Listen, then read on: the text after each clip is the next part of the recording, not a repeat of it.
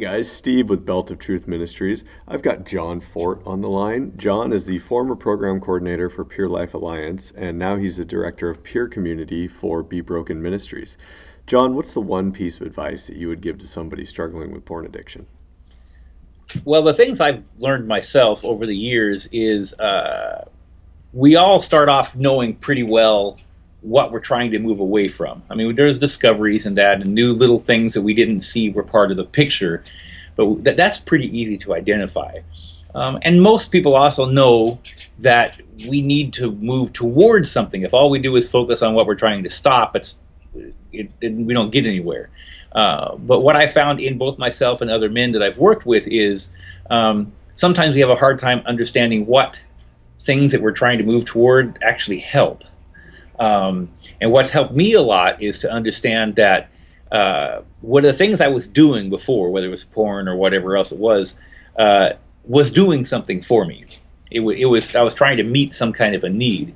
It may not have had much to do with the need. It could have been isolation or loneliness or feeling insecure or not good enough.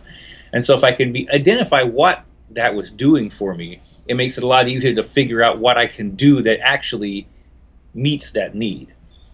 For example, if it's really common for men to feel like I need to feel valuable, I need to feel wanted, okay?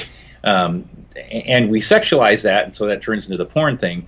But the funny thing about it is that a typical guy will be, I need to feel wanted, so I want to find that validation from a woman, and that just doesn't work. Because usually who we feel least good enough around are other guys, and so the need is to feel wanted or valuable or good enough.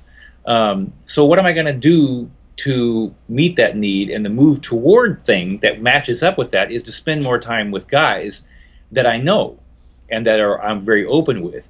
And sure, we may have a support group we go to and that kind of thing, and I may or may not connect super well with those guys. That support group setting is really valuable for a safe place to just let it all out, to be talking about anything, and I'm not going to be judged. I know that because they're all in the same boat.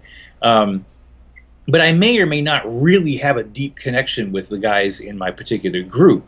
We're all thrown together because we all have the same problem, but we may not really, and there's a lot of value in learning to relate, but we got to start taking that outside of our support group at some point in time, into our larger group of friends, and we may find out that some people who we thought are friends, they're just not really willing to go there, and they kind of drift aside, and we find guys that we do want to spend time with on a regular basis. They may be guys from the support group, they may not. That then I'm talking with once a week. So for example, for me, one of my goals is to at least one day a week get together with another guy and talk about life. So we're talking, what are we talking about? We're talking about, I'm married, so I'm talking about how's my relationship with my wife going. I have teenage children. How's that going? Do we get into stuff you don't necessarily have time in a group to do, and we may talk for a long period of time about that, and they're going to share the same kinds of things. And so we're talking about the kinds of feelings and failures that we may have done in our relationships that then may have led down to wanting to act out with pornography or something, because we just have to stop those negative feelings. But if I can talk that out with another guy, maybe even before temptation ever gets there, I'm dealing with that stuff. And that has made a really big difference in my life the last several years as I've done that.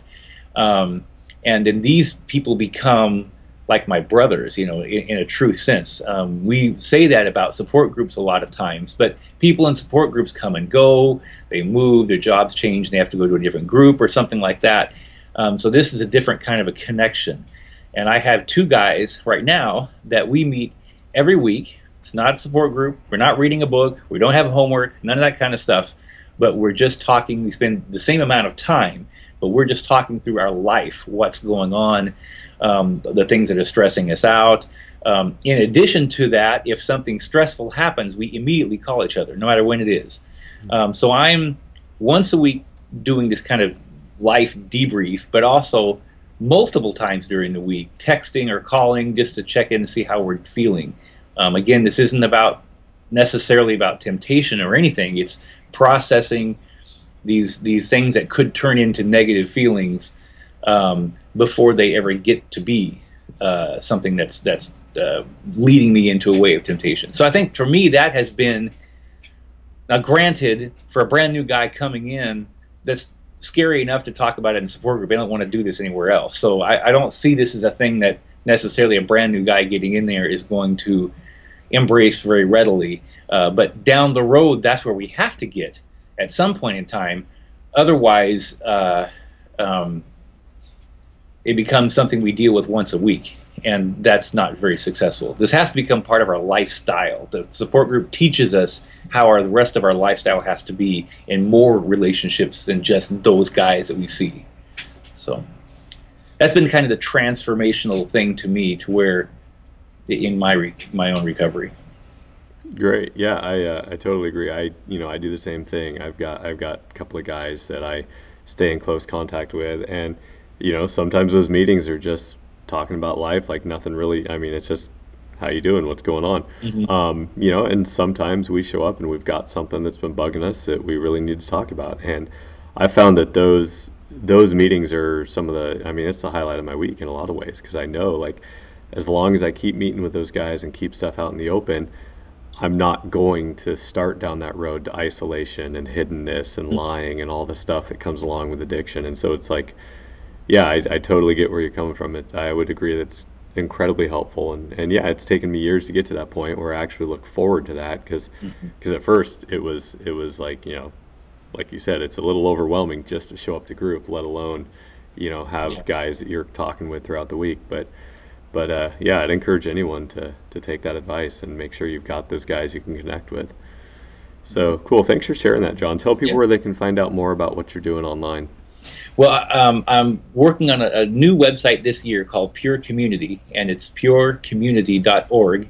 And that particular website is designed to help people find resources. So it doesn't matter where you are in the country, it's how to find intensives, which an intensive is a 3-day boot camp, you might say, where you're with counselors and experts, and they're leading you through, in a very small group of guys, recovery stuff. And you kind of, I know this sounds trite until you've actually been there, you get like a year's worth of recovery in 3 days, because the amount of hours you're spending, if you took a support group and spread it out over a year, that's 52 hours. Well, you're spending that much time in one weekend, so they're very, very helpful. So how to find the intensives, how to find support groups all over the country, how to find qualified counselors, because a lot of us do need counseling, and then seminars and workshops and just kind of one-day conference events. And so helping people find the community. And then it also brings a community to us. There's a community voices section where people across the country who are working in this area can talk about different specific issues for men, for women, for spouses, and for parents. And so this is, and then there's other books and resources there too. So it is basically trying to connect the people who need help with the people who provide the help, and getting the community together. And so purecommunity.org is the website. Sounds cool. We'll be sure to put a link in the show notes. Yeah. So thanks again for your time, John. Appreciate everything you're doing, and keep up the good work. Thanks. All right. See you.